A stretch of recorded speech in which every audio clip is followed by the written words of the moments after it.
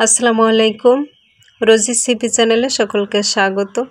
Recipe তৈরির পাশাপাশি আমি রান্নাঘরে ব্যবহৃত কিছু উপকরণ এবং কিচেন টিপস নিয়েও আলোচনা করে থাকি।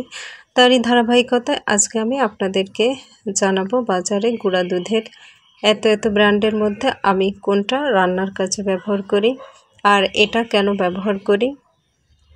পায়েস, ফিরনি, সেমাই, বিভিন্ন রকম ডেজার্ট, রসমালাই, দই, বিভিন্ন রকম মিষ্টি, চা, কফি, চিজ ইত্যাদি বিভিন্ন ধরনের খাবার তৈরিতে আমরা গুঁড়া দুধ ব্যবহার করে থাকি।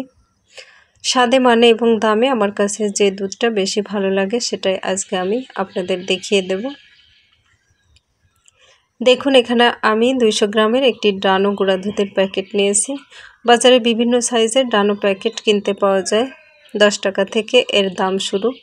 আর আমি আমার নিত্যদিনের রান্নার কাজে ডানো গুঁড়া দুধের প্যাকেটটাই ব্যবহার করি। এর টেস্টটা আমার কাছে সবচেয়ে বেশি ভালো লাগে, সহজেই গুলিয়ে যায় আর দলা পাকার হারটা অনেক কম।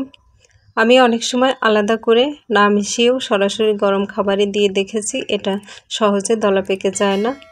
এছাড়া মিষ্টি তৈরিতে আমি ডানো ব্যবহার করে অনেক বেস্ট রেজাল্ট পেয়েছি।